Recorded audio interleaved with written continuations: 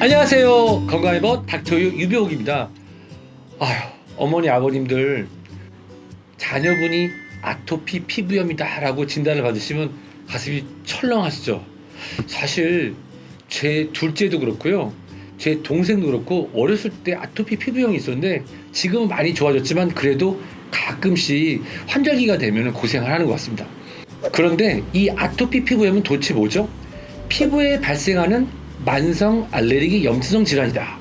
이것도 좀 어렵네요. 사실은 염증이 생기면서 빨갛게 발진이 생기고 심한 가려움이 특징을 갖는 피부 질환이고요. 솔직히 원인은 잘 몰라요. 죄송합니다. 이게 유전적 요인도 있고 환경적 요인도 있고 알레르기 반응이나 피부 장벽 이상 등 다양한 요인에 의해 발생을 하는데요. 아직은 우리가 정확하게 모르지만 그래도 많은 훌륭한 의료진 그리고 연구가들에 따라서 밝혀진 게 뭐냐면, 가족 중에 천식이나 비염 등의 알레르기 질환이 있는 경우 아토피 피부에 발생할 가능성이 높다고 합니다. 또 식품이나 진먼지 진드기 등 알레르겐에 의해서 발생하는 경우도 나타나고요. 또 세균 감염, 스트레스, 이거 여러 가지 나타나는데요. 그러면 우리나라 사람 중에 도대체 얼마나 많은 사람들이 아토피 피부염이 있냐고요? 깜짝 놀라지 마세요. 실제로 15%에서 20%나 아토피 피부염으로 고생하는 것으로 알려져 있습니다. 그리고 어렸을 때 흔히 나타나고 성인이 되면 사라지는 경우도 있지만 성인 아토피도 적지 않다고 그래요. 사실 급성기 처음에 시작될 때 보면 발전 막 생기죠. 가려서 긁고 피부가 갈라지게 됩니다. 그리고 그 갈라진 피부 틈으로 세균이 들어가면 2차로 세균 감염돼서 진물이 흐르게 되죠. 사실 이 아토피 피부염의 피부 석유는 연령에 따라서 모양이 아주 특이한데요. 생후 2세 이전에는 주로 얼굴에 발생하고 2세 이후에는 주로 팔과 다리에 접히는 부분이 있죠. 여기 많이 생긴다고 그래요. 그리고 12세가 지나게 되면 이마나 목, 손목, 발목의 건조화와 태선화라고 하죠. 마치 코끼리 피부처럼 바뀌는 것처럼 현상이 나타난다고 합니다. 이것이 좋아졌다, 나빠졌다 하면서 다른 부위에도 생기죠. 그러면 이걸 어떻게 진단하냐? 우선 피부가 가렵죠. 염증이 오래되는데 가족 중에 알레르기 질환이 있었다. 그러면 우선적으로 아토피를 의심해 봐야 됩니다. 이런 경우에는 소아청소년과 알러지 전문가나 또는 호흡 알러지 내과의 알러지 또는 피부과 전문의 또는 주치 선생님한테 가서 검사를 하셔야 되는데요. 검사하는 경우에는 보통 혈액 검사도 하죠. 그리고 피부 검사라고 해서 피부에다가 이렇게 똑똑똑똑 떨어뜨려 가지고 아토피를 일으키는 피부염의 원인 물질을 찾아낼 수 있습니다.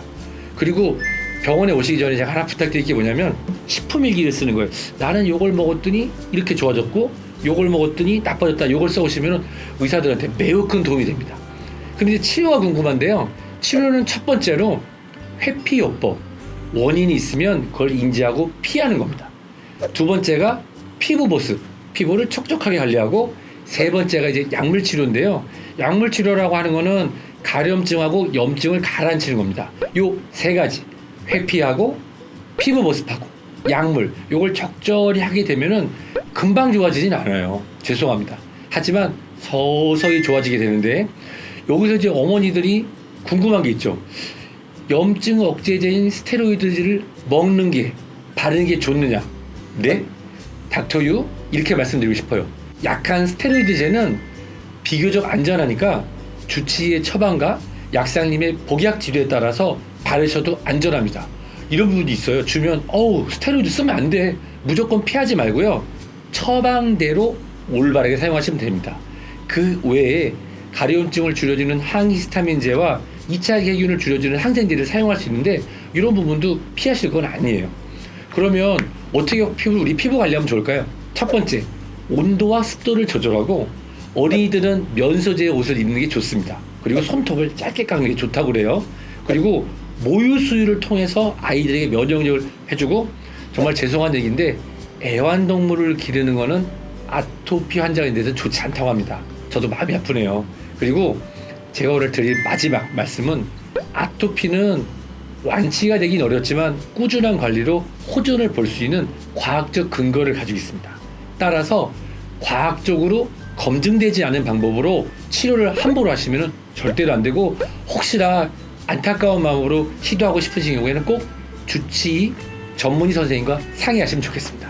그러면 아토피 우리 한번 이겨볼까요? 건강해본 닥터였습니다. 또 만나요.